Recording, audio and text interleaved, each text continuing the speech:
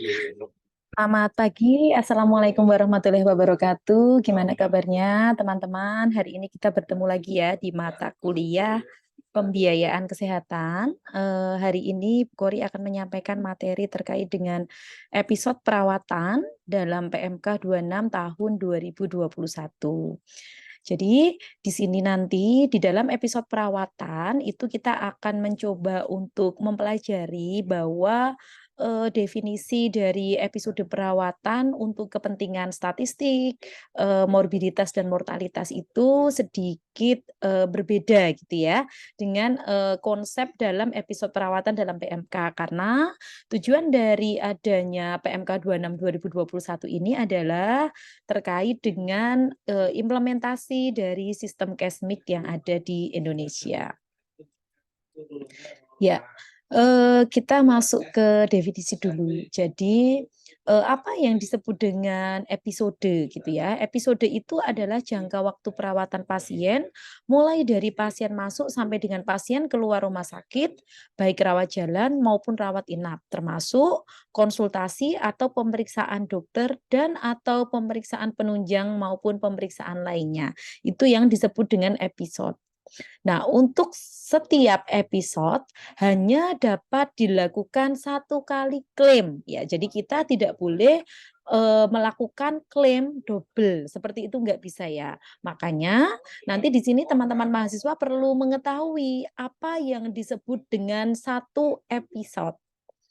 Nah, seperti yang didefinisikan tadi, bahwa nanti di dalam PMK ini kita akan melihat makna dari episode rawat jalan dan apa makna dari episode rawat inap. Episode rawat jalan adalah satu rangkaian pertemuan konsultasi antara pasien, dokter, dan atau pemeriksaan penunjang sesuai indikasi medis dan atau tata laksana yang diberikan pada hari pelayanan yang sama. Ya, itu yang disebut dengan satu episode rawat jalan gitu ya. Jadi satu rangkaian. Nanti kita akan melihat beberapa contoh definisi dari satu rangkaian itu. Selanjutnya kita coba lihat ya, bagaimana definisi dari satu rangkaian. Ini kita contohkan. Di sini ada pasien A berkunjung ke dokter pada tanggal 2 Januari 2021 dan dilakukan pemeriksaan penunjang, kemudian konsultasi ke dokter kembali pada hari yang sama. Maka rangkaian tersebut adalah satu episode. Jadi ini kita simulasikan, ada satu pasien, dia datang di tanggal 2 Januari gitu ya. Udah periksa ke dokter nih gitu ya. Nah, setelah periksa ke dokter, ini ada instruksi nih dilakukan pemeriksaan penunjang begitu ya. Nah, ketika dilakukan pemeriksaan penunjang sudah selesai, maka si pasien ini nanti akan kembali untuk tunjuk hasil begitu ya. Tunjuk hasil kepada dokter tersebut. Baru pasien tersebut pulang. Nah, ini nanti akan kita klaim satu. Jadi walaupun dalam satu hari itu loh, ini kan ketemu dokternya 2 kali gitu ya. Belum nambah pemeriksaan penunjang. Iya, betul. Tetapi ini hanya kita hitung satu klaim. Kemudian contoh B, pasien datang ke rumah sakit ya, dia datang di tanggal 2 Januari. Nah, kemudian setelah ketemu sama dokter ini ya, pasien tersebut pulang karena instruksi dari dokter untuk dilakukan pemeriksaan penunjang itu tidak dapat dilakukan pada hari yang sama. Sehingga pasien datang kembali di tanggal 3 Januari. Nah, tanggal 3 Januari ini pasien melakukan pemeriksaan penunjang, kemudian pulang lagi karena tanggal 3 Januari kebetulan dokternya tidak praktek gitu ya misalnya ya. Kemudian tanggal 4 pasien datang lagi gitu ya. Ngapain kok datang lagi? Masa pasien hanya untuk satu kali rangkaian pemeriksaan tadi dia harus datang sampai 3 hari berturut-turut ya. Kebetulan secara sumber daya yang disimulasikan contohnya demikian begitu ya. Nah, tanggal 4 Januari ini pasiennya datang konsul untuk tunjuk hasil. Nah, dari kasus ini ya, walaupun pasiennya itu datang pada 3 hari berturut-turut, tetapi kalau kita lihat bahwa Ketika pasien tersebut dilakukan pemeriksaan penunjang, ini menjadi satu rangkaian episode dari tanggal 2. Jadi, artinya di sini pasiennya itu hanya kita terbitkan SEP-nya sebanyak 2 kali saja. Jadi SEP yang tanggal 2 Januari itu akan digunakan juga untuk pemeriksaan penunjang tanggal 3 dan nanti akan diklaimkan dalam satu episode dan episode yang kedua adalah tanggal 4 Januari dengan aktivitasnya adalah konsultasi dokter dengan membawa hasil pemeriksaan ya. Jadi walaupun 3 hari berturut-turut hanya kita hitung 2. Oke, berikutnya contoh C ya. Contoh C, pasiennya datang ke rumah sakit tanggal 2 Januari gitu ya. Kemudian dilakukan pemeriksaan penunjang pada hari yang sama. Jadi dia periksa dokter, dilakukan pemeriksaan penunjang pada hari yang sama, kemudian mungkin karena pemeriksaan penunjangnya itu antriannya cukup panjang dan sebagainya gitu ya, sudah sampai sore gitu ya, dokternya sudah pulang ya. Jadi karena dokternya sudah nggak ada ya pasiennya pulang gitu. Nah, karena pasien pulang kan ini masih ada, aktivitasnya nanti adalah menunjukkan hasil pemeriksaan penunjang kepada dokter. Nah, itu dilakukan di hari yang berbeda. Contohnya ini adalah di tanggal 3. Jadi tanggal 2 tadi periksa ke dokter, ada instruksi pemeriksaan penunjang sudah dilakukan di tanggal yang sama. Nah, hari berikutnya itu untuk tunjuk hasil. Nah, dari kasus ini maka itu bisa kita lihat bahwa ini bisa kita hitung menjadi 2 episode perawatan. Jadi satu episode perawatannya itu di tanggal 2 Januari, kemudian episode perawatan yang kedua ini ada di tanggal 3 Januari. Oke, kasus yang keempat, pasien D datang konsultasi gitu ya, datang di tanggal 2 Januari, dilakukan pemeriksaan, pulang. Kemudian di tanggal 3 ini pasiennya datang lagi nih, datang dilakukan pemeriksaan penunjang, kemudian pasiennya juga tunjuk hasil gitu ya. Jadi agak, sedikit berbeda dengan kasus yang, kasus ya, yang kasus ini tadi ya. Kalau ini kan tadi pemeriksaan penunjangnya dia di hari yang sama. Nah, ini keterbalikannya, dia pemeriksaan penunjangnya terhitung di episode yang kedua gitu ya. Jadi, eee, datang keesokan harinya dilakukan pemeriksaan penunjang, konsultasi, pasien pulang. Nah, itu juga bisa kita hitung menjadi 2 episode perawatan. Nah, selanjutnya untuk kasus yang kelima, ini pasien E itu datang ke FKRTL, kemudian dilakukan pemeriksaan penunjang. Pasiennya pulang gitu ya, tanggal 9 Februari. Nah, tanggal 10 Februari pasiennya datang lagi ke rumah sakit, tunjuk hasil pulang. Nah, ini juga bisa kita hitung menjadi satu episode. Karena kenapa kok ini hanya satu episode, Bu? Padahal ini 2 hari yang berbeda dan di sini hanya dilakukan pemeriksaan penunjang saja. Ya, karena belum ada informasi dari dokter terkait dengan konsultasinya gitu ya. Jadi konsultasinya itu ya rangkaian dari hari sebelumnya. Nah, untuk yang kasus seperti ini berarti SEP yang di tanggal 9 itu ya, itu akan digunakan sampai pelayanan tanggal 10. Jadi di tanggal 10 tidak perlu membuat surat eligibilitas peserta. Sehingga tidak terlalu banyak kasus yang SEP batal gitu ya. Kalau teman-teman sudah tahu konsepnya seperti itu, SEP cukup diterbitkan 1 kali. Klaimnya nanti juga kita hitung satu episode. Nah, untuk contoh F pasien datang ya ke rumah sakit tanggal 2 Januari, kemudian di tanggal 3 Januari pasien juga datang ke FKRTL gitu ya, datang ke FKRTL. Pasien di tanggal 2 Januari dia dilakukan pemeriksaan oleh dokter A, kemudian di tanggal 3 Januari pasien datang untuk dikonsulkan ke dokter B.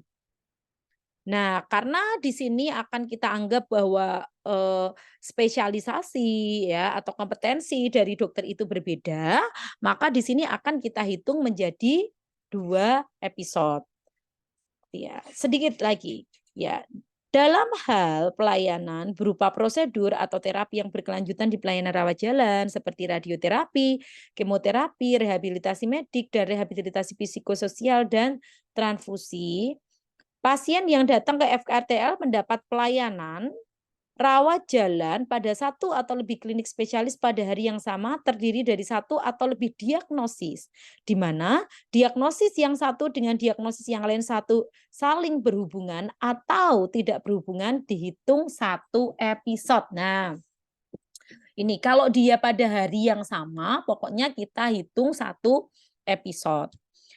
Pada rangkaian pertemuan konsultasi medis dalam rangka persiapan operasi, maka juga dihitung 1 episode yang dibuktikan dengan surat konsultasi dokter untuk persiapan operasi. Jadi, kalau misalnya rencana tindakannya itu adalah operasi, tetapi pasiennya masih perlu konsultasi nih, gitu ya. Nah, itu juga dihitung 1 episode perawatan. Kemudian pelayanan IGD yang kurang dari 6 jam atau belum mendapat pelayanan rawat inap termasuk dalam 1 episode rawat jalan ya. Jadi ada pasien masuk rawat inap gitu ya, kok itu pelayanannya kurang dari 6 jam gitu ya atau belum memang mendapatkan pelayanan rawat inap. Itu juga kita hitung 1 episode rawat jalan. Selanjutnya, pasien datang kembali ke rumah sakit dalam keadaan darurat pada hari pelayanan yang sama gitu, maka keadaan darurat tersebut dianggap sebagai episode baru walaupun diagnosisnya sama. Nah, ini juga kekhususan ketika ada pasien dalam keadaan darurat gitu ya, mendapatkan pelayanan pada hari yang sama gitu ya, maka bisa dianggap sebagai episode baru. Kemudian ada kasus lagi pasien datang ke IGD pada hari yang sama, datang kembali ke rumah sakit untuk mendapat pelayanan rawat jalan tidak dihitung ya. Jadi awalnya IGD, siangnya dia ke klinik, nggak boleh ya, itu hanya dihitung 1. Tapi kalau dua-duanya itu emergensi, itu bisa dihitung sebagai episode baru. Untuk pasien mendapatkan pelayanan rawat inap kurang dari 6 jam ya, yang selanjutnya dirujuk maka ditetapkan sebagai rawat jalan. Jadi walaupun pasien sudah tanda tangan di dalam admission surat persetujuan dirawat inap ya, sudah ada admission note dari dokter gitu ya. Pasien sudah mendapat pelayanan di bangsal, tapi ternyata dia di bangsalnya itu kurang dari 6 jam dan selanjutnya pasiennya dirujuk, itu dihitung hanya pelayanan rawat jalan saja.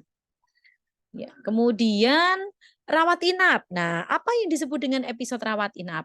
Episode rawat inap adalah satu rangkaian perawatan mulai dari tanggal masuk sampai dengan tanggal keluar rumah sakit, termasuk perawatan di ruang rawat inap, ruang intensif dan ruang operasi ya. Jadi itu satu rangkaian untuk episode rawat inap. Pelayanan rawat inap yang menjadi kelanjutan dari proses perawatan di rawat jalan atau gawat darurat pada hari yang sama, maka pelayanan tersebut sudah termasuk dalam 1 episode rawat inap. Contohnya, ada pasien datang rawat jalan tanggal 31, dapat surat perintah dirawat atau admission note di tanggal 2 Januari dengan indikasi medis, maka klaimnya dipisahkan ya, karena kunjungannya di tanggal 31, instruksinya memang dia masuk di tanggal 2 ya. Jadi 1 SEP rawat jalan, 1 SEP lagi untuk yang rawat inap pada kasus yang pertama.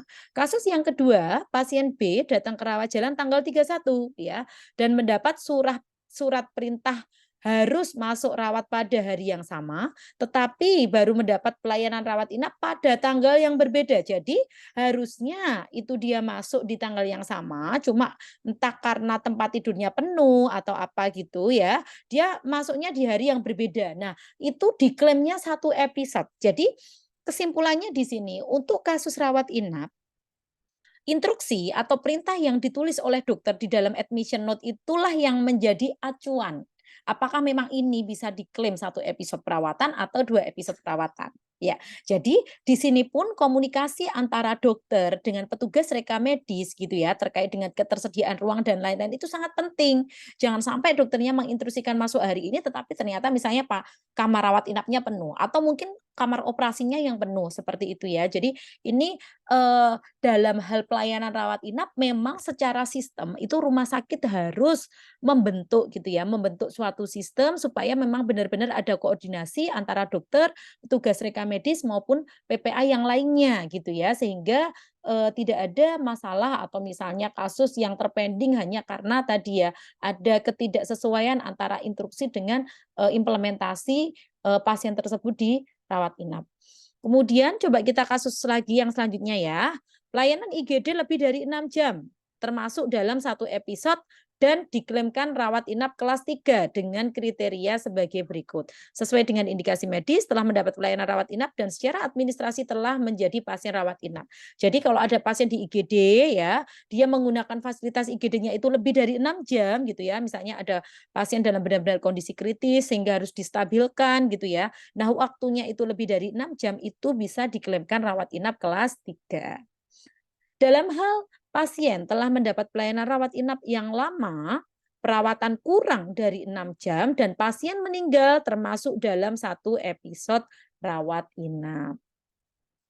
Ya, kemudian dalam hal pasien dirawat inap dengan rencana operasi atau dilakukan tindakan invasif dikecualikan untuk pasien gawat darurat, yaitu pasien batal operasi karena indikasi medis dan harus dilakukan rawat inap atau kondisi tersebut maka dapat ditagihkan sebagai rawat inap dengan diagnosis yang menyebabkan batal operasi. Kita nanti kodenya pakai Z53.0 ya, prosedur not carried out because of contraindication ya. Jadi ini kodenya pun sudah diatur oleh BPJS. Pasien batal operasi karena indikasi non medis dan secara administrasi merupakan pasien rawat inap ya. Jadi di sini pun nanti juga diperhatikan berapa lama dia dirawat inap. Kalau tadi ternyata kurang dari 6 jam akan kita hitung sebagai rawat jalan, tapi kalau ternyata fasilitas rawat inapnya itu sudah lebih dari 6 jam, maka ini dihitung sebagai rawat inap. Nah, kode untuk pasien yang batal operasi ini nanti kita juga cek ya di Z53.1 sampai Z53.9. Jadi apa alasan indikasi non medisnya itu dideskripsikan dalam kode ICD. Kemudian pasien batal operasi yang disebabkan oleh kurangnya persiapan operasi oleh FKRTL karena tidak sesuai dengan standar prosedur, tindakan atau operasi yang berlaku seperti pemeriksaan penunjang sebelum dilakukan tindakan atau operasi, maka tidak dapat ditagihkan. Ya, ini yang perlu jadi perhatian. Oke, kemudian karena tadi kita sudah mengetahui ya apa yang disebut dengan satu episode perawatan, maka yang menjadi salah satu faktor pending juga apa? Kasus readmisi gitu ya. Nah, readmisi itu maksudnya apa? Readmisi kan tadi sudah tahu tuh bagaimana cara kita menghitung satu episode perawatan ya. Bagaimana konsep klaim itu nanti akan diimplementasikan. Kalau hanya dihitung satu ya klaimnya hanya satu kali gitu ya. Tapi bagaimana jika dalam 1 bulan gitu ya, itu dia berawat inap berulang. Nah, itulah yang akan kita sebut sebagai readmisi. Jadi, readmisi ini adalah kunjungan rawat inap berulang di FKRTL yang sama dengan diagnosis utama yang sama dari episode rawat inap sebelumnya dalam waktu kurang atau sama dengan 30 hari. Ya. Nah, kondisi yang dikecualikan dari readmisi itu dengan ketentuan satu, dalam kondisi kegawat daruratan sesuai dengan regulasi ya. Jadi harus dibuktikan bahwa memang diagnosis tersebut dan tentunya sumber daya pelayanan yang diberikan kepada pasien itu adalah untuk pelayanan gawat darurat. Kemudian 2, jika itu adalah kasus penyakit kronis.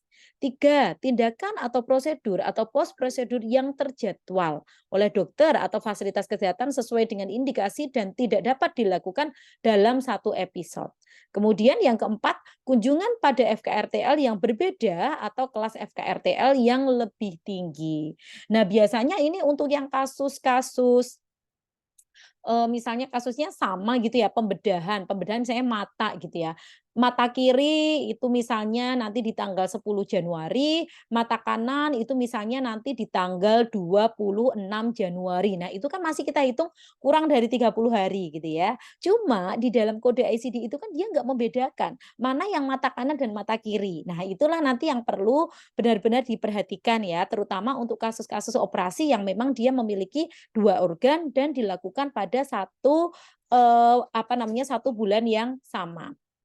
Ya, fragmentasi. Apa yang disebut dengan fragmentasi? Fragmentasi adalah kunjungan rawat jalan berulang di FKRTL yang sama pada kasus dengan diagnosis yang sama dari episode rawat jalan sebelumnya dalam waktu kurang atau sama dengan 7 hari. Kondisi yang dikecualikan dari fragmentasi adalah sebagai berikut. Dalam keadaan kondisi gawat darurat, penyakit kronis, rangkaian tindakan, prosedur atau pos prosedural oleh dokter, vaskes dengan indikasi yang dapat dilakukan dalam satu episode, dan konsultasi hasil pemeriksaan penunjang yang tidak dapat dilakukan dalam satu episode. Ya, ini sebenarnya hanya ada ini nomor 3, ini nomor 4 ya. Mohon maaf sekali. Ya. Baik, demikian apa namanya materi ya terkait dengan apa yang disebut satu episode perawatan dan ternyata memang dengan adanya perbedaan makna gitu ya. Perbedaan maknanya sebenarnya gimana sih Bu untuk kasus episode perawatan kepentingan statistik? Nah, sekarang pertanyaannya begitu. Kalau untuk kepentingan statistik itu kan misalnya tadi kita contohkan ya, kita diskusi sebentar. Misalnya pasien yang kasus seperti ini ya, ini kebetulan pas 2 ya. Oke, untuk kepentingan statistik ya. Pasien datang di tanggal 9 Februari, maka dia akan kita hitung ada kunjungan nih di penunjang gitu ya. Kemudian dia tanggal datang lagi di tanggal 10 periksa ke klinik, ya itu dihitung sebagai kunjungan. Jadi nanti untuk kepentingan laporan statistik ya ada data pasien ya, data pasiennya itu dihitung 2 kali. Dia kunjungan di tanggal 9, juga kunjungan di tanggal 10 untuk kepentingan statistik. Tetapi karena ini untuk kepentingan klaim, maka pada kasus kelima itu hanya kita hitung satu kali. Nah, itu perbedaannya ya. Ini nanti juga sama, misalnya yang kasusnya panjang seperti ini. Nah, pengunjungnya itu ada satu di tanggal 2 Januari ya. Kunjungan ke klinik satu kali. Di tanggal 3 pengunjungnya ada satu ya, si pasien D tadi, tapi kunjungannya dia 2 kali. Loh, kok kunjungannya bisa 2 kali bagaimana? Pasiennya berkunjung ke pemeriksaan penunjang yang pertama dan kunjungan yang kedua pasien kunjungan ke klinik. Nah, ini perbedaan untuk kepentingan statistik dan untuk kepentingan case-mix. Ini yang teman-teman perlu tahu. Apakah itu keliru, Bu? Tidak, karena memang kita harus melihat dari 2 kepentingan yang berbeda. Yang satu untuk kepentingan statistik, pelayanan ya di rumah sakit karena untuk melihat tadi ya terkait dengan produktivitas dari unit atau di kliniknya itu seperti apa gitu ya. Seberapa sering pasien itu melakukan pemeriksaan penunjang, seberapa sering klinik ini dikunjungi, itu untuk kepentingan statistik. Tapi sekali lagi untuk kepentingan case-mix, nah apa namanya, kita memang mengacu kepada PMK ini, seperti itu. Ya baik mungkin, itu dulu dari Bu Kori ya. Setelah ini nanti ada, apa namanya, post-test, jadi teman-teman bisa, mengerjakan di dalam e-learning untuk, post-test dari satu episode perawatan. Ya, Bu Kori cukupkan, terima kasih banyak. Wassalamualaikum warahmatullahi wabarakatuh.